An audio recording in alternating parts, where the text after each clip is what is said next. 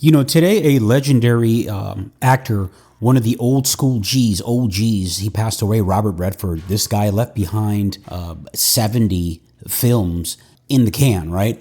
You're talking about all the way back from the 60s. And this is a guy who also spoke very outspoken on various issues. I mean, he was a humanitarian, and he also believed in many other great causes. But the legacy this guy is leaving behind, and the last movie I have seen in theaters was I think it was the last one with the Avengers where Tony Stark dies. I forget the name, and I'm kind of like tilted and scarred and tormented from going to the theaters because it was the last movie that I've seen, the last film that I've seen in theaters right before Lisa passed away. For those of you who don't know, Lisa was my wife of 17 years.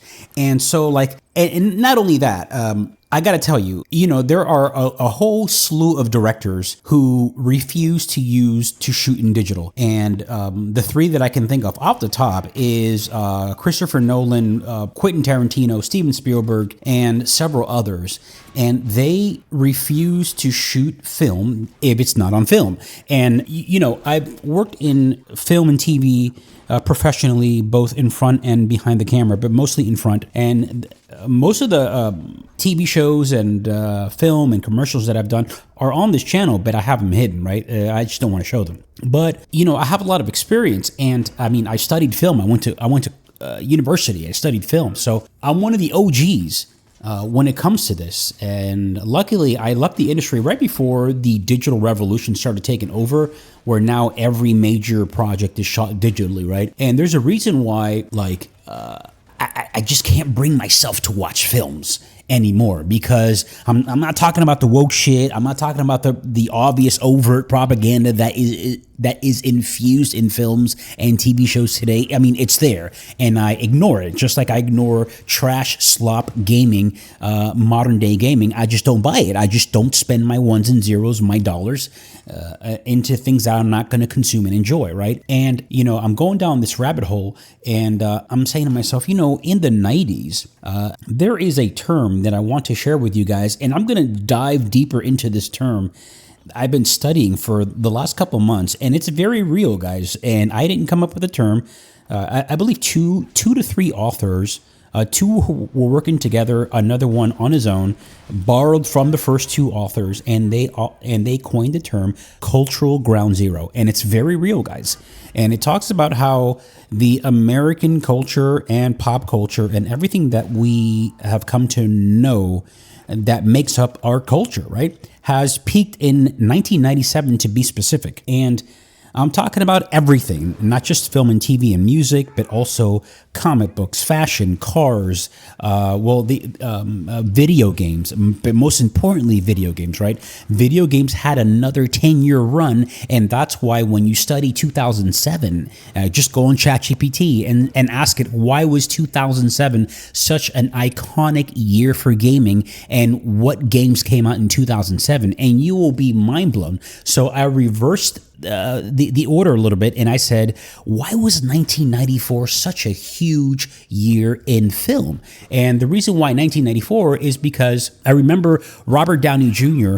when he played that Australian reporter. I think he was from Australia or New Zealand, doesn't matter. He has an Aussie accent in the film, and his performance is all over the place. The level of concentration, the level of commitment, the situational awareness of where the lens is. That's very important when it comes to acting too, right? And his performance in that film was just crazy, dude. It was just crazy, man. I'm like, this guy's an insane actor. And I remember watching that film in theaters. And the reason why I was kind of harping on Natural Born Killers is because I used to have this thing for Woody Harrelson. Like he just came off of Cheers. He was really, and then he did White Man Can't Jump with Wesley Snipes. And then he was like really, really on a roll. And Natural Born Killers, obviously Oliver Stone directed, came out in 94. And I'm saying, man, He also starred in, I believe it was The Proposal with Robert Redford. And notice how I'm bringing this all back. And I remember watching that in theaters, and that movie really bothered me, bro. It really bothered me how, like, you know, a couple can be swooned by this suave older gentleman, very rich, very powerful, and basically he fucking took his wife, dude. It just really bothered me, dude. It just didn't sit right with me. But like the performance on all levels, like from that whole film, and I think I was a little too young to understand, even though I was like probably, I don't know, 18, 19, 20 maybe. I didn't understand the gravitas of what that meant, of what someone powerful and rich can come in and just take your wife, just take what's with you. It just didn't sit with me. But you know, that's how I brought it back to this whole Robert Redford thing. And I said, yo, I went on ChatGPT and I said, what films, like, list me all the major films that came out in 94. And this is what I'm talking about. And this is all shot in film, by the way, right? Before the digital revolution. And this is exactly why I no longer watch films, dude, because it's just fucking trash, dude. Like, look what came out in 94. You ready for this? Forrest Gump, The Lion King, Speed, True Lies, The Mask, Dumb and Dumber, Interview with a Vampire, Clear and Present Danger, right? And then we had Pulp Fiction, The Shawshank Redemption, Clerks, Heavenly Creatures, Ed Wood, my God, Quiz Show, Four Weddings and a Funeral, and we continue with Stargate, Natural Born Killers, Legends of the Fall, Maverick, Little Women, The Santa Claus, Reality Bites. Bro, when I tell you that in the 90s, we were in the fucking theaters every week, dude, every weekend we were there, dude, and it was just insane. And that doesn't exist anymore. You have fucking theaters closing down. You have malls closing down. And that's another thing too. It talks about Cultural Ground Zero, talks about how the American mall culture that really started in the late 70s, exploded in the 80s, and then peaked in the mid to late 90s.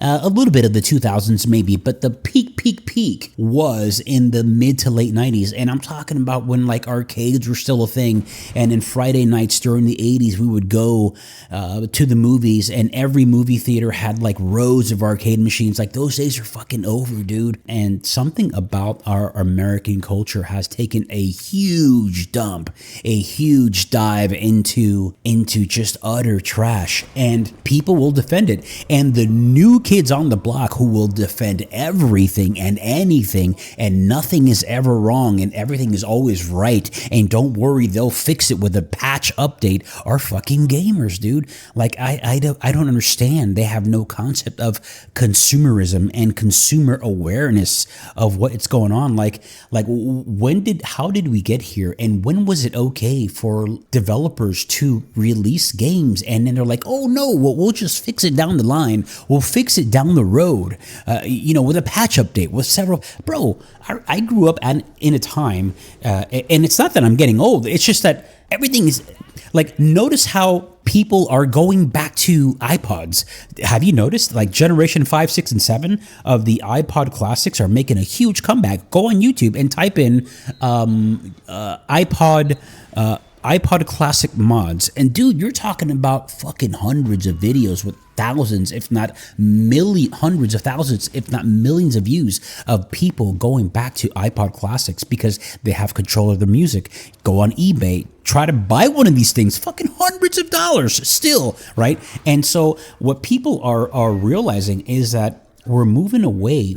We're going into a subscription-based mentality and lifestyle, and moving away from owning things, right? And with that, it comes huge sacrifices in quality to the culture, to comic books, music, movies. Like, music is fucking trash. Like, movies is dude, I'm gonna go make another video about Tom Hardy's Mobland with Pierce Brosnan and Helen Mirren. I just finished it, dude. I went on a roll last night. I said, you know what, I'm just gonna knock out one, maybe 2 episodes. I fucking wound up doing the whole 10 episodes till 7 o'clock this morning, dude. I mean, I was like going all in. That's why I'm like, man, should I go to the gym today or not? I'm so fucking tired. But dudes, like, culture is taking an absolute fucking dump, man. See you guys later. Peace. Subscribe, like, comment, share. Do whatever you got to do to make this thing go viral in my mind.